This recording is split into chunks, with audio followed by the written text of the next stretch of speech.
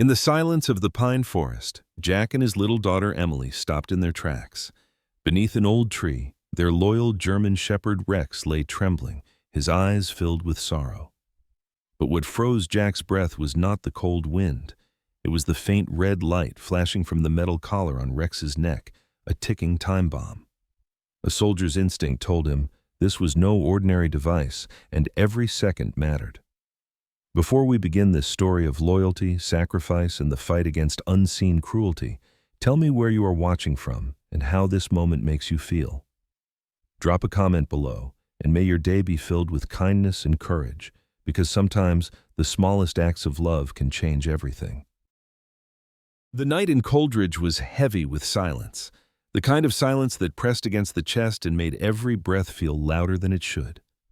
Snow still clung to the branches of the tall pines, their shadows stretching across the ground like black scars under the pale moonlight. Inside the small wooden cabin on the edge of town, Jack Carter sat by the window, his storm-gray eyes scanning the darkness beyond, as though willing something to appear. 3 days had passed since Rex vanished, 3 long days that had stretched into eternity for both him and his daughter Emily.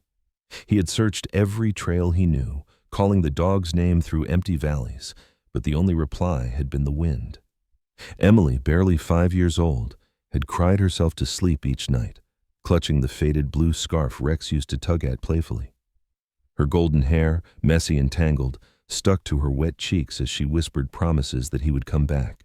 Jack, a man of 42 with broad shoulders and a face marked by fine lines of hardship, had no such certainty. As a veteran, he had buried too many hopes to make promises lightly, but he carried the weight of her belief, refusing to let her see the shadow of doubt in his own heart. The truth behind Rex's disappearance was darker than either of them imagined. Somewhere deep in the forest, Iron Claw Institute had set its trap. Men in black coats had moved like shadows, trained and efficient, surrounding the dog without warning. A dart filled with a powerful sedative had struck his flank, and the loyal shepherd had collapsed before he could resist. Rex was 6 years old, a German shepherd with a black saddle of fur and tan chest, his muscles still strong from years of training, but even his instincts and strength were no match for the precision of their cruelty. The men dragged him to an unmarked vehicle, where a technician with thin, gloved fingers fastened a collar of black metal around his neck. The device hummed faintly, red light pulsing like a heartbeat. It was not only a bomb, but a neural regulator, wires hidden beneath the band pressing against the skin to subdue and control. The program was merciless. The bomb would detonate automatically in 36 hours if not reset from Ironclaw's command center. To them, Rex was no longer a companion or a soldier, only a disposable experiment, a number in their ledger. Yet even weakened and drugged, Rex's spirit was not broken. Somewhere between the winding roads and the freezing pines, he found the strength to fight back. The old instincts flared, and with a desperate surge he forced himself against the cage door until it cracked open. He leapt into the snow, stumbling, bleeding, running without direction, only driven by the singular memory of home. Every step was agony, the collar biting into his flesh, but the image of Emily's small arms wrapped around his neck pulled him forward. He could not risk returning inside the house, not with death strapped to his throat. So he dragged himself to the line of pines just beyond the cabin, collapsed beneath the largest tree, and waited in sorrowful silence. Back inside, Jack felt the unease that had followed him all day sharpened suddenly into alertness. Through the window, in the distance near the forest edge, he saw it, a faint red glimmer blinking against the snow. It was not the glow of a lantern nor the spark of firelight. It was mechanical, cold, deliberate. He stiffened, his breath catching. Emily noticed his pause and followed his gaze, her blue eyes widening. "Daddy, is that Rex?" she whispered, her small hand clutching at his sleeve. Jack did not answer immediately. He pulled on his coat, grabbed the flashlight, and took Emily's hand. The snow crunched under their boots as they crossed the yard, the cold wind biting at their faces. As they drew closer, the shape beneath the pine became clear. Rex, his sable fur matted, his body trembling, his brown eyes glistening with exhaustion and sorrow. Emily let out a cry and rushed forward, but Jack's arm shot out to hold her back. His gaze had locked on the thing around the dog's neck. The collar was sleek, unnatural, a band of seamless black metal that glowed with a steady red pulse. Jack's training screamed the truth into his mind before he even knelt down. He had seen devices like this, crude versions planted in war zones, and he knew the weight of its meaning. This was no ordinary collar. It was a bomb with a clock already ticking. His jaw tightened, his breath visible in the cold night air. Emily's sobs pierced the silence. "Rex! Rex, come home!" she cried, struggling against her father's grip. Rex lifted his head weakly at the sound, ears twitching, and a low whine escaped his throat, filled with both recognition and regret. He wanted nothing more than to press his head against her knees, to be safe again, but even in his pain he understood he was dangerous now. His eyes begged Jack to understand. Jack lowered himself beside Rex, one knee sinking into the snow, the flashlight beam shaking in his hand. He studied the collar carefully, noting the embedded sensors, the faint vibration of the neural regulator, the telltale rhythm of a timed explosive. His chest clenched. He didn't need to touch it to know what it was. With a voice hoarse and steady, he said the words that broke the night in two. "It's not a collar. It's a bomb." Emily's face went pale, tears streaming down her cheeks as she clutched at her father's sleeve. "No, Daddy, please, don't let them hurt him." Jack's hand trembled, but his resolve did not. He reached out and laid a firm, comforting hand on Rex's side. The dog's chest rose and fell in shallow breaths, his tail twitching weakly against the snow. Jack met his eyes and gave a single nod. In that moment, beneath the towering pines and the relentless cold, a silent pact was renewed. Jack's mind raced, already mapping the hours ahead, the steps he would need to take, the dangers he could not yet see. Emily sobbed against his coat, and Rex lay still, the deadly light pulsing in the darkness like a countdown to doom. Jack clenched his fist, the weight of soldier and father pressing equally on his shoulders. He whispered into the night, a vow as much to himself as to the trembling dog at his side. "You're not going to die here, not like this. This fight isn't over." The drive into town was swallowed by darkness, the headlights of Jack's truck slicing through sheets of falling snow as Emily clutched her small arms around Rex's shivering body in the back seat. The red light from the collar pulsed in the gloom like a warning beacon, reflecting faintly on the frost-bitten windows. Jack's grip on the steering wheel was rigid, his jaw set, his mind calculating the minutes already lost. His breath clouded in the cold interior as the heater struggled against the storm, but no warmth could reach the dread sitting in his chest. The veterinary clinic sat at the edge of Coldridge's main street, a squat log building with a pitched roof burdened by snow. Its single porch light glowed faintly against the night, a fragile beacon in the storm. Inside, the air smelled of antiseptic and dried hay, shelves lined with medicines and tools polished to dull silver. Dr. Mary Harper, a woman in her early 50s, tall and willowy with silver streaks threading her chestnut hair, stood in the doorway as Jack shouldered his way inside. Her hazel eyes, lined by years of grief and empathy, widened at the sight of the trembling shepherd and the unnatural glow of the collar around his neck. "Put him here," Mary instructed quickly, her voice steady but edged with urgency. She wore a thick cardigan pulled tight around her frame, a stethoscope already looped around her neck. Jack laid Rex on the padded examination table, his broad hands trembling despite his control. Emily clung to her father's coat, her blue eyes wide and wet, her breath uneven with fear. Mary's practiced hands moved quickly, slipping on gloves and checking Rex's pulse, his gums, his shallow breathing. Yet it was her gaze fixed on the collar that grew darker with each second. "This isn't veterinary equipment," she murmured, leaning close to the device. She tapped it lightly with a metal probe, and the red pulse throbbed in response, sending a flicker through the clinic's overhead lights. She stepped back sharply. "It's not just a collar. It's a bomb designed by Iron Claw Institute." The name landed heavy in the small room, drawing a sharp intake of breath from Jack. He had heard of them in whispers an organization buried beneath rumors of military contracts and experiments that blurred every moral line. Mary adjusted her glasses, her voice calm but grave as she explained. "The countdown has already begun. 36 hours from the moment it was armed. If it doesn't receive a signal from its command center, it detonates automatically. That glow isn't decoration, Jack. It's a clock." Emily let out a sharp cry, burying her face into Jack's coat. He pulled her close with one arm, his other hand resting protectively on Rex's side, feeling the faint vibration of the device against his fingertips. His mind was already turning, already calculating options, But Mary's next words froze him. "This collar isn't just explosive," she continued, pointing to the seamless band pressed into the dog's fur. "There are neural nodes built into its underside, wired into his skin. If someone tampered with it without knowing the sequence, it won't just fail, it will trigger the bomb instantly. And the chips themselves, they're designed to influence behavior, suppress instincts, even hijack aggression. He hasn't just been collared, Jack, he's been violated." Her voice cracked slightly, but her hands remained steady, hovering above the trembling shepherd as though afraid to touch too much. Rex's brown eyes opened slowly, finding Jack's face. They carried a flicker of recognition, sorrow, and defiance, as though the dog understood every word, as though he bore the weight of knowledge himself. Jack pressed a hand against his chest, whispering low, "You're home, boy. Hold on." Emily slipped from her father's arms and leaned over the table, her tiny fingers brushing through Rex's matted fur.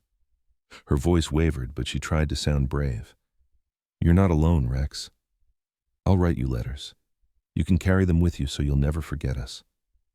Mary glanced at Jack with a softened expression. "Letter. Sometimes hope is medicine too."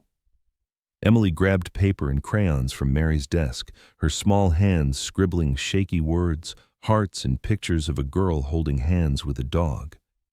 One by one, she folded them into little squares and tucked them into the pocket of Rex's worn service vest that Jack had brought along, her lips whispering prayers she had heard her grandmother speak.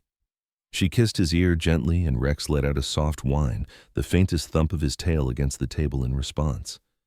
Jack stood tall, his shoulders square, his face shadowed by the clinic's dim light. He turned to Mary, his voice low, resolute. "What are our chances?" Mary hesitated, her brow furrowed, then shook her head. "Without the right tools and codes, removing that collar could kill him in seconds. But we can buy time. Keep him warm, give him fluids, monitor the device. You have 36 hours, Jack. After that..." Her sentence trailed into silence, heavy with the weight of what remained unspoken. Emily looked up at her father, her cheeks flushed with tears, her voice a trembling whisper. "Daddy, you won't let them take him, will you?"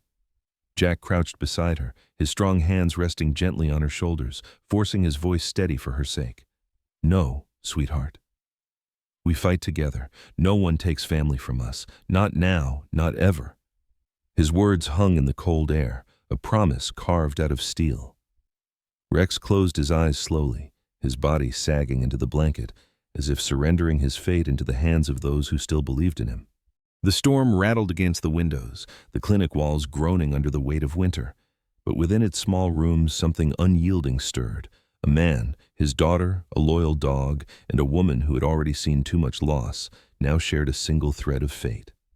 Outside, Coldridge lay buried in snow, quiet and unaware. Inside, the glow of the red light pulsed steadily, a cruel reminder of the hours slipping away. Jack's hand lingered on the cold metal, his eyes narrowing with the same clarity he had carried in war. Whatever it took, however far he had to go, he would not let Rex die like this. The storm had eased by morning, though a sharp wind still swept through Coldridge, scattering dry snow across the frozen roads. Jack had not slept. He had spent the night pacing the clinic's dimly lit hallway, the weight of Mary's warning echoing in his mind with every pulse of the red light from Rex's collar.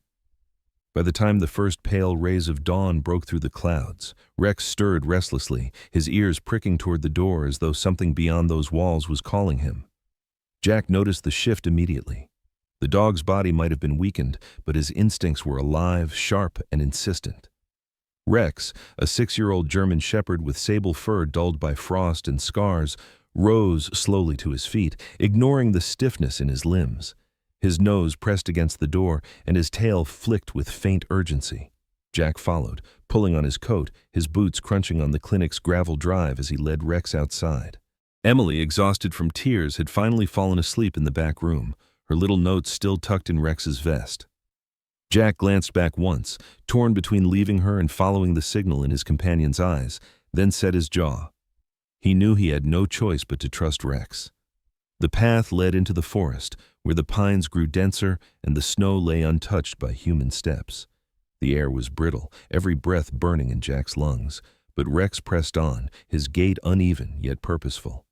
The silence was thick, broken only by the crunch of boots and the dog's labored breathing. Jack's hand hovered near the holster at his side. Years of soldiering had taught him the danger of quiet places. Then, through the trees, the shape of a structure emerged, half swallowed by drifts of snow, its roof sagging under years of neglect. It was an old warehouse, its wooden siding splintered, windows boarded or broken, iron hinges eaten through with rust. The door sagged slightly open, swaying with each gust of wind, groaning like something alive. Jack's stomach tightened as Rex growled low, the sound reverberating in his chest. Together they stepped inside, the beam of Jack's flashlight slicing across the gloom.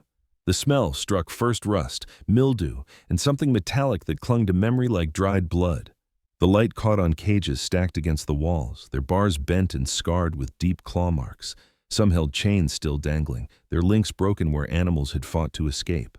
Dark stains on the floor had long dried, but the shape of them was unmistakable.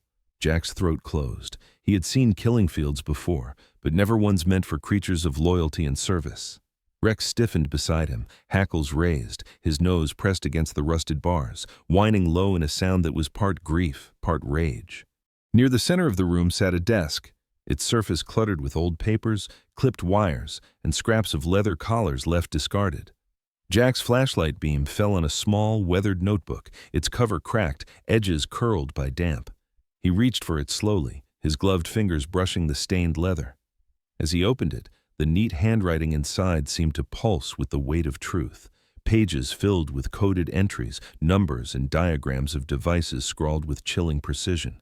At the top of one page was a symbol, a steel falcon with wings spread, claws extended, the mark of Iron Claw Institute. Beneath it, in stark, deliberate script, read the words, K9-17, attach time device to erase trace after trial mission. Jack's breath caught as his eyes darted to Rex, who stood rigid, his tail low, his gaze locked on his master as though he too understood. Jack's flashlight shook as he turned back to the dog, lowering the beam to the patch of fur along his shoulder. There, faint beneath the coat, was the faded outline of tattooed numbers. Jack's heart pounded in his ears. He brushed the fur back with trembling fingers, revealing the sequence etched into the skin years before. It matched. His knees weakened as the truth crashed over him. K9-17, he whispered, his voice barely audible. It's you. His faithful companion, the dog who had guarded his daughter, shared his battles, and carried the weight of his family's hope, had been reduced by others to nothing but a number in a ledger, an experiment bound for destruction. Rex shifted closer, pressing his head gently against Jack's leg, as if to remind him that no number, no cruel designation could erase who he was. But Jack's eyes burned with fury. He saw in the notebook not just evidence of cruelty, but a blueprint of betrayal. Iron Claw had stolen more than a soldier's dog. They had tried to erase his soul. Yet Rex had escaped, had fought through pain and steel to find his way back. Jack closed the notebook with a snap, his chest heaving with the weight of revelation. The warehouse seemed to grow colder, shadows deepening around them, as if the walls themselves carried the memory of suffering. Jack crouched beside Rex, resting a steadying hand on his shoulder. They tried to turn you into a weapon, a ghost in their files, he said, his voice rough but steady. But you're more than that. You came home. Rex whined softly, leaning into his side, the faint glow of the bomb collar still pulsing against the dark. For a long moment, man and dog stood together in the ruins of cruelty, one bearing scars of flesh, the other of memory. The evidence lay heavy in Jack's coat pocket, the truth written in blood and ink. The discovery had changed everything, not only the battle to save Rex from the ticking clock, but the knowledge that his friend had already survived what no creature should. Jack exhaled slowly, the cold air burning in his throat, and whispered a vow into the silence of the warehouse. They'll never take you again. The night pressed down like a suffocating weight, clouds dragging across the sky and spilling snow that fell in endless sheets over Coldridge's wilderness. Jack tightened his scarf as he returned to the abandoned warehouse, the notebook of horrors tucked safely inside his coat. He had hoped to search further, to uncover more fragments of Iron Claw's cruelty, but instinct warned him that he was not the only one drawn back to this place. Rex patted at his side, his ears sharp, his amber eyes restless in the moonlit storm. The red glow from his collar flickered faintly in the darkness, the countdown moving closer to its grim end. The warehouse loomed ahead, its sagging roof groaning under the snow. Jack's boots crunched on the frozen earth as he crouched behind a fallen log, scanning the entrance. Through the whirling flakes, faint beams of flashlights pierced the night, their glow sliding across the walls like searchlights in enemy territory. The low murmur of voices reached his ears, clipped and professional. Ironclaw operatives men sent to wipe clean the traces of what had been done here. Jack's stomach hardened. They were too late. The evidence was already in his pocket, but they didn't know that. Rex let out a low growl, body coiled tight, his breath steaming in the icy air. Jack laid a steadying hand on his back, whispering low, "Easy, boy." We wait for the moment. The operatives moved inside, 5 men clad in heavy tactical coats, their faces half hidden behind balaclavas. Jack glimpsed them as they worked with mechanical precision, setting charges along the beams, their hands swift and practiced. He recognized the routine-controlled demolition. They weren't just erasing a crime scene, they were burying the truth forever. The wind howled through broken slats as Jack slipped inside through a side door, the storm masking his steps. The interior flickered with flashlight beams and the cold metallic shine of rifles. One man, taller than the rest, with angular features and pale blue eyes sharp as glass, barked orders in a low tone. Another, heavier set with a scar cutting across his jaw, carried a small black case. But it was the man at the rear, younger and nervous, who clutched a compact device in his gloved hands, the remote detonator. Jack's gaze locked on it instantly. A voice rang out above the storm. "Plant the last charge and clear out. Nothing leaves this place standing." Jack's pulse thudded. If they succeeded, not only would the evidence vanish, but Rex's life would end with the ticking collar bound to his throat. He shifted his grip on his pistol, every muscle wound tight. The storm roared outside. But inside the warehouse, the air was electric, thick with the imminence of violence. Then Rex moved. The German shepherd lunged forward like lightning, a blur of sable and black tearing through the shadows. His teeth sank into the arm of the man holding the detonator, the device clattering to the floor with a sharp crack. Shouts erupted, gunfire exploding into the cavernous room, sparks ricocheting off the steel beams. Jack rose from cover, his weapon barking fire into the chaos, his storm-gray eyes locked on the targets with the deadly calm of a soldier returned to war. The operatives scattered, some firing back, others scrambling for cover, but Rex held his ground, snarling as he dragged the detonator away from the man's reach. Jack moved fast, his boots hammering across the floor, and seized the device from the ground. The screen glowed faintly, numbers and codes scrolling across it. His chest tightened. This was more than a trigger. It was the central control unit, the very key to the bomb around Rex's neck. Gunfire cracked again, bullets sparking against the cages, but Jack ducked low, his body moving with practiced efficiency.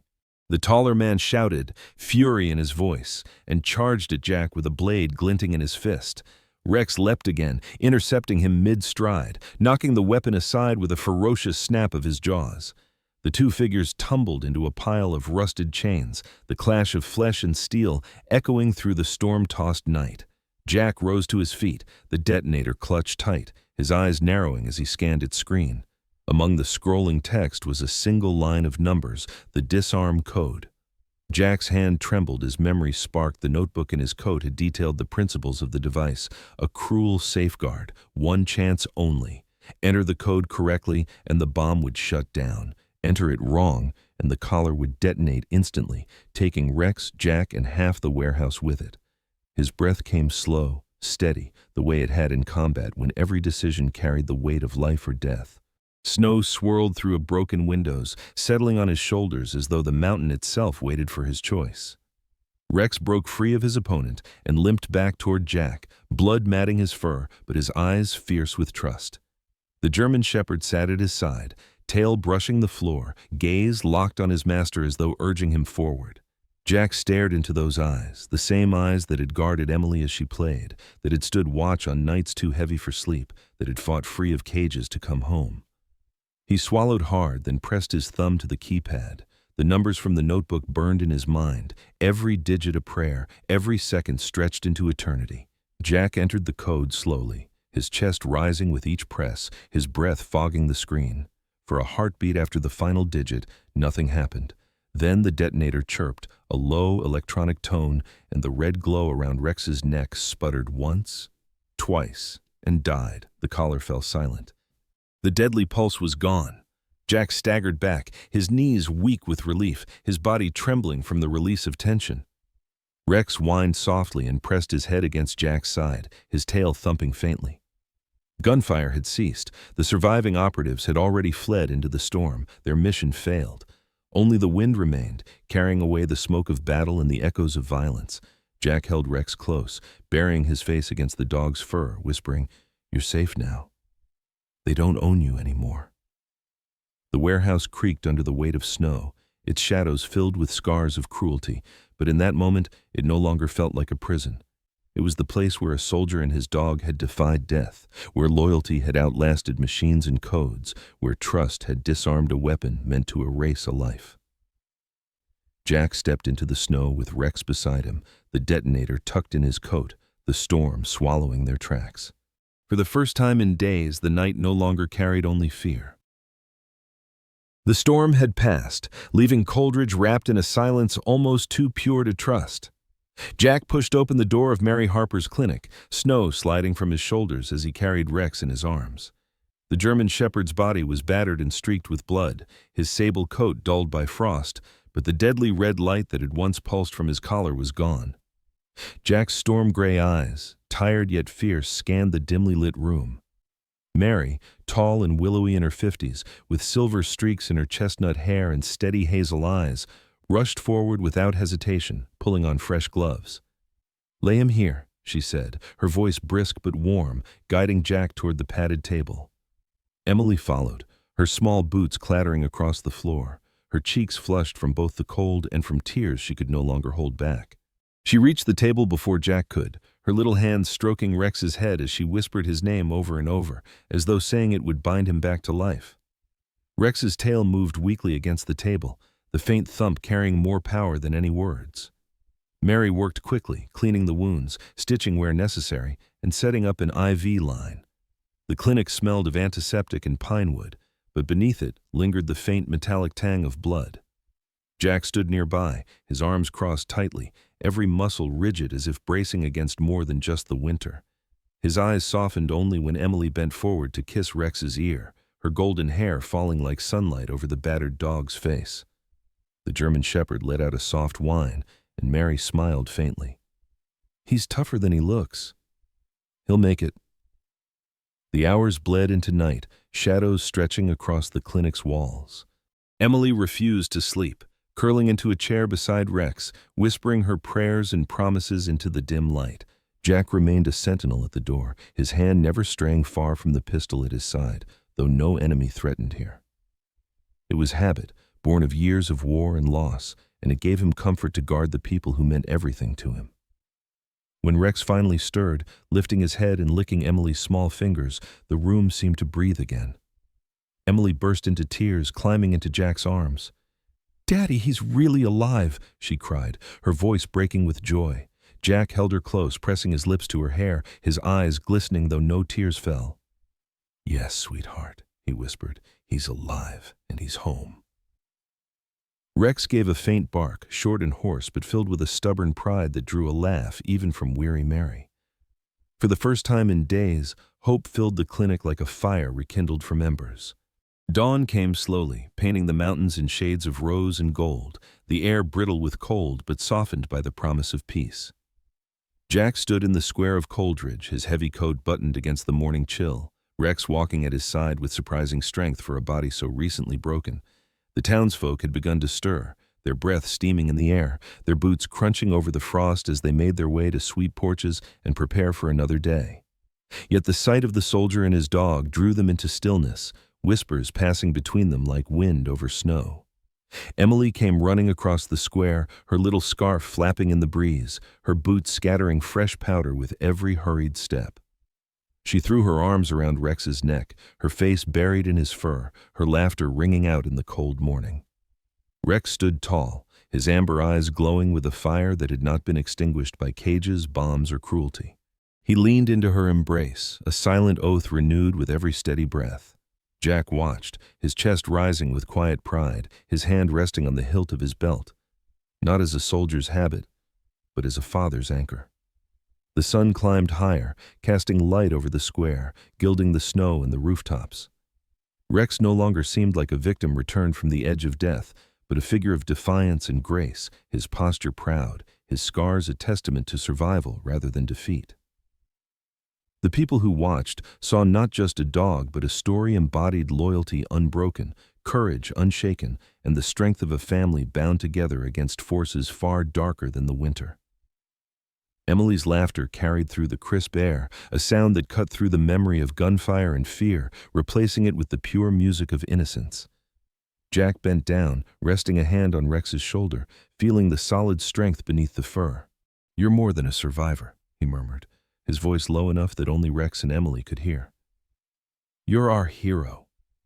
The shepherd barked once, deep and commanding, as if to confirm the truth of the words. Mary, standing at the edge of the square with her cardigan pulled tightly around her shoulders, smiled softly, her eyes glistening with quiet satisfaction. She had seen too many endings shaped by cruelty. To witness one shaped by loyalty and love was a gift she treasured. As the town returned to its rhythm, Jack, Emily, and Rex remained at the heart of the square, their silhouettes framed by the morning light. The collar was gone, the shadow of death lifted, and in its place stood a silent hero whose story would echo in the hearts of all who had witnessed it. Rex was no longer just a dog marked by experiments. He was a symbol of faith, resilience, and the truth that even the darkest schemes could be undone by loyalty and compassion. In that moment, as the bells of the church tower tolled faintly in the distance, Jack knew that his family had been given back to him, not untouched, but stronger than before. In the end, the story of Jack, Emily, and Rex reminds us that true strength is not found in power or cruelty, but in compassion, loyalty, and the quiet sacrifices of those who act without seeking recognition. Heroes are not always in uniforms or carrying titles. Often, they are fathers who protect, children who believe, and loyal companions who give everything for love. If this story touched your heart, share it with others so its light can reach further. Leave a comment to share what you are thinking, and subscribe to the channel to walk with us in more journeys of hope and courage. May God bless you and your family, and may He protect all those who live with kindness and sacrifice in silence.